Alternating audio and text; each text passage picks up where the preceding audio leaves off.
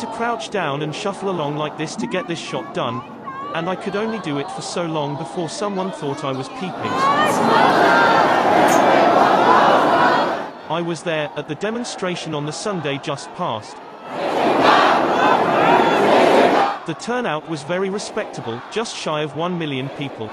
It was the first sanctioned protest after for nearly more than 4 months.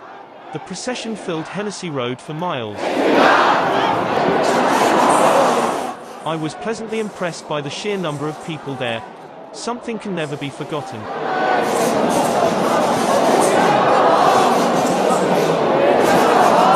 I hoped this would send chill down the spine of this despicable regime, doing the tyrant in Beijing's bidding. It took nearly 7 hours until early in the evening before one could see the tail end of the procession.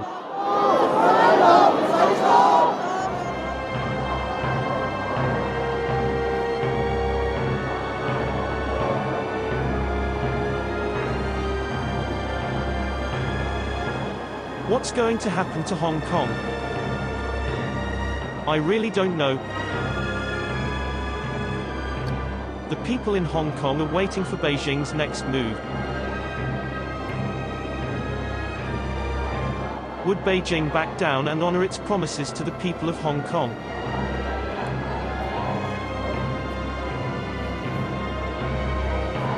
Is there a glimmer of hope that this could happen?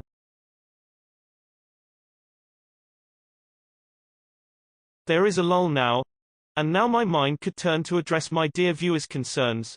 I am going to deal with them one at a time. Since the beginning of October I've been bombarded by my viewers to look into an alleged crime that had happened all of a sudden in the forest of Angkor. Details were scant to begin with and still are as we speak. We were just told that a cull had taken place all of a sudden by the team that had rescued Janet. Yes, the same team again. Oh my god! That man, oh my god, now I find Janet. It was alleged that Wildlife Alliance was behind it, others said it was Upsara. What? Oops. But in reality it all boiled down to whom you talked to from that team that had announced that a cull had taken place. Anyway, at the end they said it was Upsara with help from the forestry department.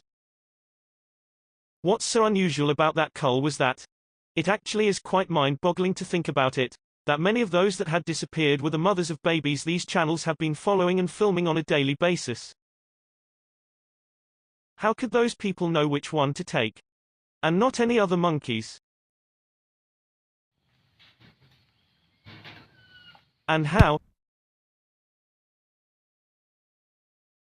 If this was the method the authority used to catch and kill them, as alleged by Monkey Explorer in his video to convince us about the cull retrospectively. Thank God, now I know these long-tailed could read and to choose where to go to. No wonder such passive method works marvels there. It seems just to have happened overnight. Such efficiency and precision.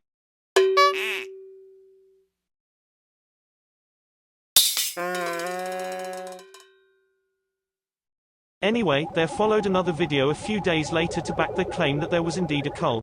It was first posted on their Facebook page. I was sent a link back in October, but by the time I had time to come round to watch it last Friday, it had already been taken down by its owner. Fortunately someone had saved it and posted it on YouTube. Here you go.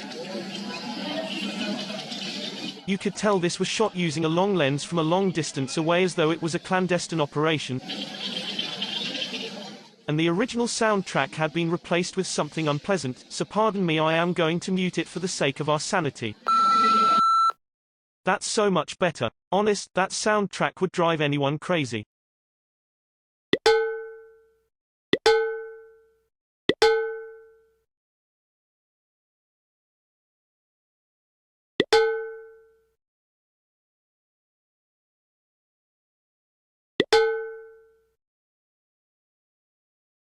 So far we've seen some ground personnel there.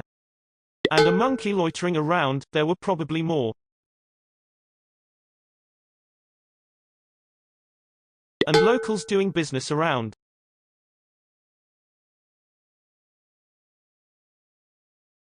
And about 4 more monkeys are loitering around the truck there. And the same workman earlier was now preparing the truck.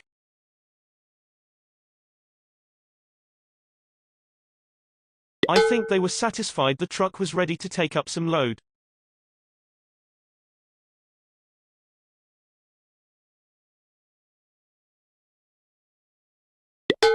And passing by were two tourists and their guide.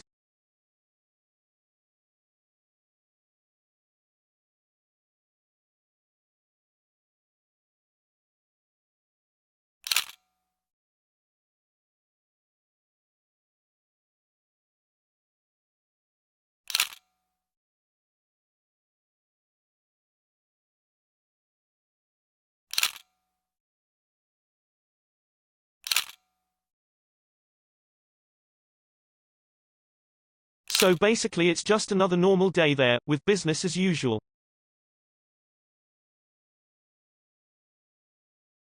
Another monkey there, so these monkeys weren't simply loitering around, they were drawn to attend to something there. The camera was suddenly panned to something else, showing some random ground personnel. Judging from the grand columns behind, this was taken from the main ruins, Angkor Wat.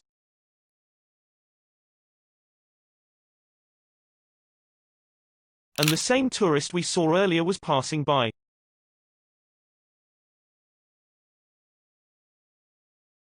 Now the camera panned back to where we were before, and finally we got to see what was happening there. A big monkey inside a cage. Now we got to see a workman wielding a stick there. He was guarding the cage, but from what?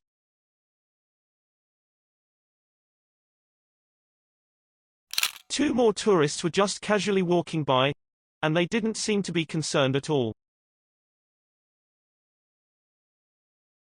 And more indeed.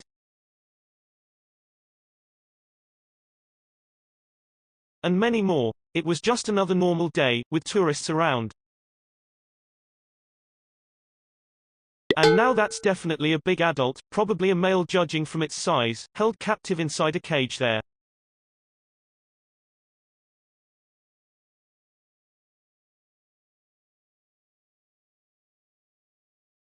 Another monkey loitering outside.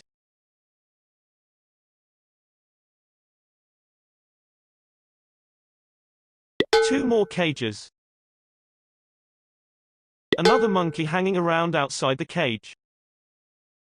And there were actually two monkeys held captive inside one of the cages there.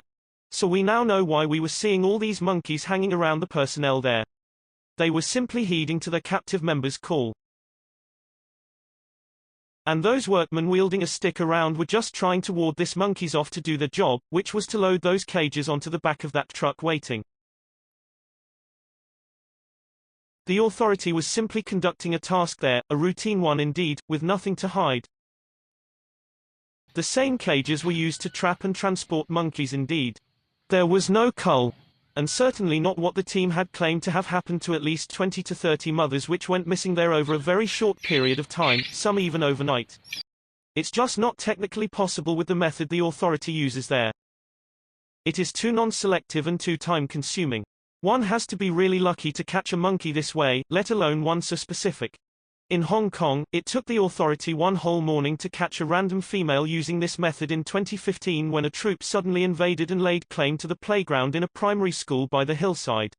The other monkeys in the troop would all dispersed and scurried away in a panic upon hearing the trap closed and caught one of their fellow. That monkey was taken away and released later.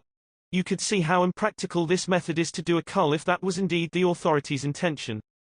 But speculations went wild with rumors getting out of hand in the comment sections of those Cambodian channels' Facebook pages, with someone even claiming that a video showing the actual slaughter was put up by another channel, Primitive Monkeys, confirming that a cull had taken place.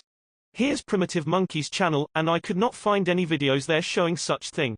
It could have been there but it probably had been deleted. Or that there were several channels with the same name Primitive Monkeys out there.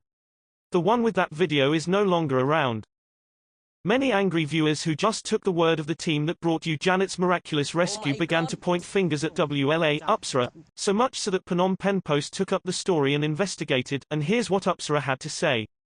The Forestry Administration and the Apsara National Authority, ANA, have collaborated to relocate several particularly aggressive long-tailed macaques from the Angkor Archaeological Park to protect tourists and the temples. ANA spokesman Long Kozal on Sunday strenuously denied that any macaques had been culled. He said only the most troublesome animals had been removed. We removed some macaques from the Angkor Wat area because they were too vicious and caused problems for tourists and the roofs of the temples. But none of them was tortured or killed.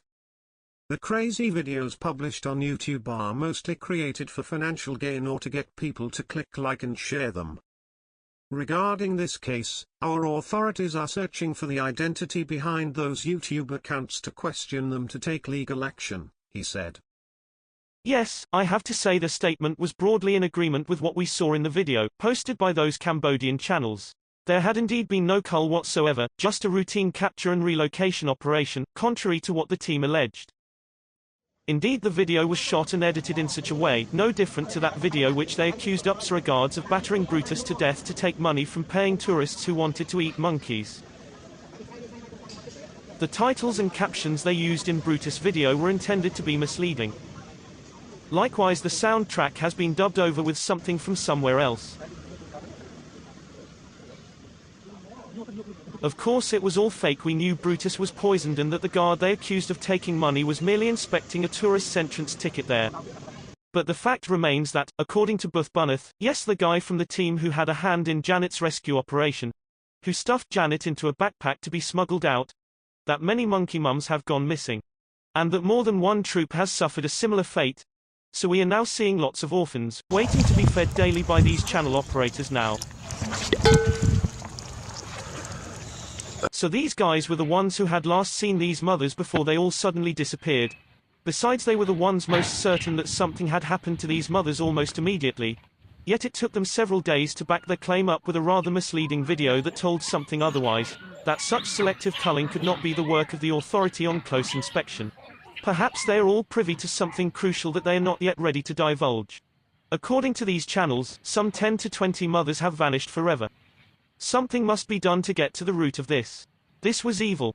Was there a cull? Who was lying? We saw Upsara is beginning to take this matter seriously. Perhaps the team that rescued Janet should come forward to offer more info to the authority. We certainly do not want any more monkeys to just disappear like this, do we?